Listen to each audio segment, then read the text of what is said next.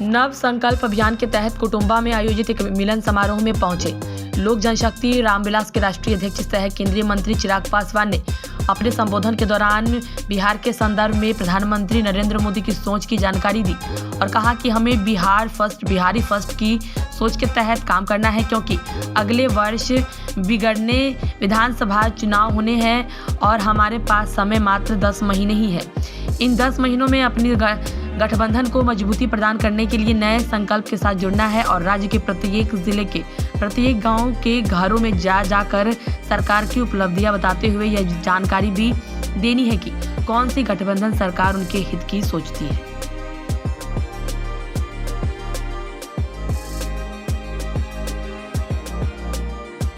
अनंत संभावनाएं हैं। बिहार एक ऐसा राज्य है जहां पर अनंत संभावनाएं हैं। उद्योग को लेकर, बिहार में कृषि को लेकर, यहाँ पर टूरिज्म को लेकर बिहार एक से एक महापुरुषों की धरती रहा। बिहार गुरु गोविंद सिंह जी की धरती रहा है, गौतम बुद्ध की धरती रहा है, भगवान महावीर की धरती रहा है। और तो और अयोध्या में अगर इतने भव्य राम मंदिर का निर्माण हो सकता है तो बिहार तो मेरी माता सीता की धरती रहा है, यहाँ पर भी उतने ही भव्य मंदिर का निर्माण होना चाहिए। मंदिर का निर्माण होना आस्था को तो संतुष्टि देता ही है, पर जब ऐसे भव्य मंदिरों का निर्माण होता है तो आसपास के क्षेत्र का आर्थिक विकास होता है। वहां पर एमएनसीज आने लगते हैं, छोटे छोटे दुकानें खुलने लगती हैं, रिजॉर्ट खुलने लगते हैं। इस सोच के साथ बिहार के हर एक जिले को विकसित बनाने की सोच के साथ बिहार फर्स्ट, बिहारी फर्स्ट आगे बढ़ने का काम कर रहा है। मेरे नेता, मेरे पिता आदरणीय रामविलास पासवान जी ने ये सपना देखा था। उन्होंने 90 का वो दशक उन्होंने देखा था। वो दौर हम सब ने झेला था जब जंगल राज के दौर में बिहार से सबसे ज्यादा पलायन, और दुख इस बात का और ज्यादा कि जो लोग बिहार से बाहर गए, और आज भी ये व्यवस्था है, कोई भी सक्षम परिवार थोड़ा सा भी आर्थिक तौर पर सामर्थ्य होता है तो सबसे पहले अपने बेटा बेटी को पढ़ने के लिए बाहर भेजता है। वो बच्चा बाहर जाता है, दूसरे राज्य में शिक्षा हासिल करता है, वहीं पे नौकरी करता है, वहीं पे घर खरीदता है, वहीं पे शादी करता है, वहीं पे बच्चे पैदा करता है और फिर उसी राज्य का होकर रह जाता है और अपने राज्य में वो व्यक्ति प्रवासी कहलाता है। अपने राज्य में कब आता है? जब होली, दिवाली, बहन की शादी या माता पिता की तबीयत खराब होती है। कोई नहीं चाहता अपने घर परिवार को छोड़कर वो दूसरे राज्य जाए। पर 90 का वो दशक, राजग का वो काल हम लोग को याद, जिस दौरान भ्रष्टाचार और अपराध चरम सीमा पर था और उस दौरान युवाओं को मजबूर किया गया अपने राज्य को छोड़कर जाने के। आज भी दुख मुझे इस बात का होता है जब उसी परिस्थिति की वजह से आज भी कई लोग बिहार से बाहर जाते हैं।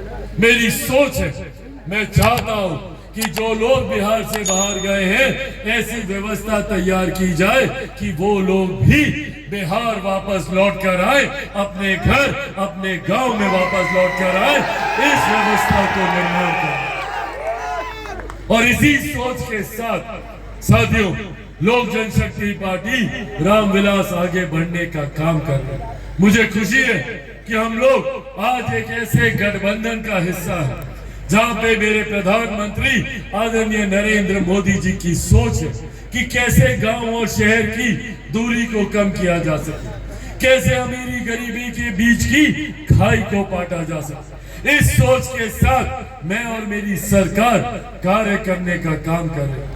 महिलाओं के सम्मान को लेकर शौचालय बनाने का ऐतिहासिक फैसला हमारी सरकार के द्वारा लिया गया। महिलाओं के स्वास्थ्य की चिंता कर घर घर में उज्ज्वला के माध्यम से गैस कनेक्शन पहुंचाने का काम किया। इससे पहले हमारे घर में कोई बीमारी आती थी तो हम लोग को अपनी जमीन बेचनी पड़ती थी, महिलाओं को अपने जेवर गिरवी रखने पड़ते थे। पर आज केंद्र सरकार की आयुष्मान योजना के तहत भगवान न करे पर अगर घर पे कोई बीमारी आती है तो 5-5 लाख रुपए का मुफ्त इलाज की व्यवस्था हमारी केंद्र सरकार के द्वारा की गई। मेरे नेता आदरणीय रामविलास पासवान जी की सोच थी कि कोई भी गरीब परिवार भूखे पेट न सोए। उस वक्त उन्होंने प्रधानमंत्री गरीब जन कल्याण अन्न योजना का निर्माण किया, जिसके तहत आज उनके जाने के 4 साल के बाद भी देश में 80 करोड़ लोगों को मुफ्त में अनाज दिया जा रहा है। ये देन हमारे नेता आदरणीय रामविलास पासवान जी की। साथियों, केंद्र की सरकार, राज्य की सरकार, दोनों सरकारें मिलकर ये प्रयास कर रहे कि किस तरीके से जो लक्ष्य हमारे प्रधानमंत्री जी ने हम लोग को दिया है 2047 तक भारत को एक विकसित देश बनाने का, वो लक्ष्य तब पूरा होगा जब भारत का हर एक राज्य विकसित बनेगा, जब भारत का हर एक जिला विकसित बनेगा, हर एक प्रखंड विकसित बनेगा, हर एक पंचायत विकसित बनेगा। इस सोच के साथ हमारी सरकार कार्य करने का प्रयास कर रही है। पर ऐसे में साथियों, जरूरत है तो आप सबके साथ लोक जनशक्ति पार्टी रामविलास ये प्रयास कर रही है कि बिहार के अलग अलग जिलों में ऐसे मजबूत साथियों को अपने दल के साथ जोड़ा जाए जो बिहार फर्स्ट, बिहारी फर्स्ट की सोच के साथ समर्पण भाव से अपने आप को पार्टी के साथ जोड़ना चाहते हैं, जो बिना किसी राजनीतिक स्वार्थ के बिहार फर्स्ट, बिहारी फर्स्ट की सोच को धरातल पर उतारना चाहते हैं।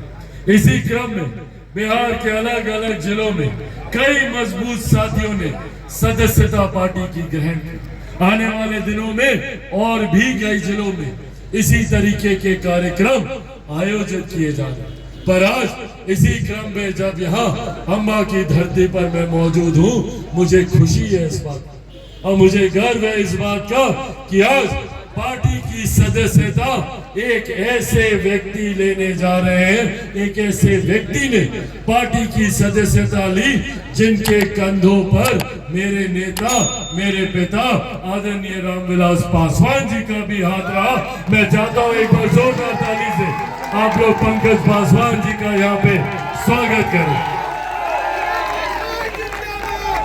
जब ये चर्चा हुई कि पंकज पासवान जी लोक जनशक्ति पार्टी रामविलास की सदस्यता ग्रहण करेंगे, तो इन्होंने मुझे वो पुरानी तस्वीरें मेरे नेता, मेरे पिता आदरणीय रामविलास पासवान जी के साथ दिखाई, जिसमें मेरे नेता ये साल तो खैर अब समाप्ति की कगार पर है, पर अगले 10 महीने में बिहार में विधानसभा के चुनाव होने जा रहे हैं और ये चुनाव निर्धारित करेंगे हम लोगों के आने वाले 5 साल का भविष्य।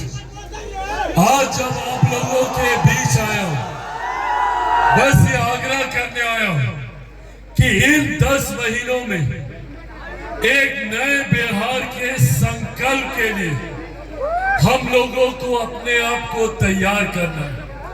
गांव-गांव जाकर, घर-घर जाकर हम लोगों को इस बात की जानकारी हर एक व्यक्ति तक पहुंचानी है कि कौन लोग सही मायनों में आपके विकास की चिंता कर रहे हैं, कौन सा गठबंधन, कौन सा दल, कौन सा नेता आपके विकास की बात कर रहा है और मजबूती से हम लोगों को उस गठबंधन, उस दल, उस नेता का साथ देना। मैं एक लक्ष्य के साथ निकला हूं, मैं एक सपने के साथ निकला हूं, बिहार को फर्स्ट और बिहारियों को फर्स्ट बनाने की सोच के साथ।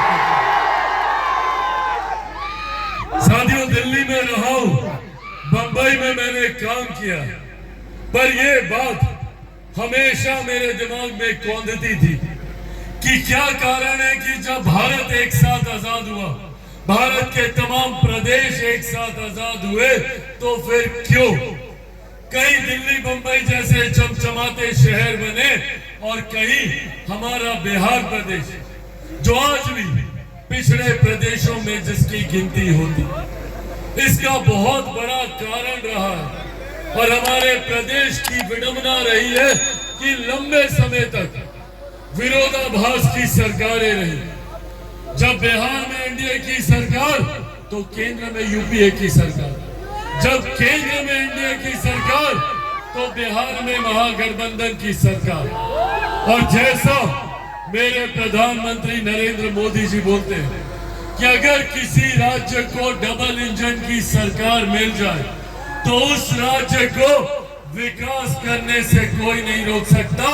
लंबे समय के बाद ये परिस्थिति आज हमारे प्रदेश को मिली है और इस व्यवस्था को बनाए रखने की जिम्मेदारी अब हम सबको, ये हम सबको सुनिश्चित करना है कि केंद्र की तर्ज पर राज्य में भी उतनी ही मजबूत सरकार हो।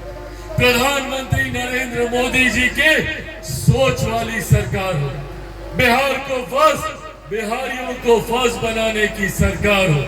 हम सब ने ये फैसला लिया है कि मौजूदा मुख्यमंत्री नीतीश कुमार जी के नेतृत्व में एनडीए गठबंधन अगला चुनाव लड़ने जा रहा है। पर मैं चाहता हूं कि आप लोग बिहार में एनडीए की इतनी मजबूत सरकार आने वाले दिनों में बनाए ताकि केंद्र की कोई भी विकास की परियोजना में कोई गतिरोधक ना रहे।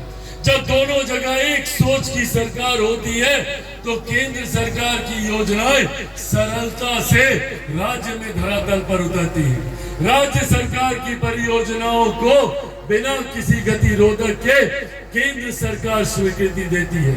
ये है डबल इंजन की सरकार की ताकत। साथियों, हमारे प्रदेश में वो अनंत संभावनाएं हैं। आज आप जाकर देख लीजिए, यहाँ पे हमारे पत्रकार साथी मौजूद हैं। मीडिया हाउसेज में चले जाइए, बड़े बड़े न्यूज चैनल अखबारों में चले जाइए, वहां पे हर बड़े पद पे बैठा व्यक्ति आपको बिहारी मिलेगा। आप किसी भी बिजनेस घराने में चले जाइए, बड़े से बड़े पद पर बैठा सीईओ सीएफओ आपको बिहारी मिलेगा।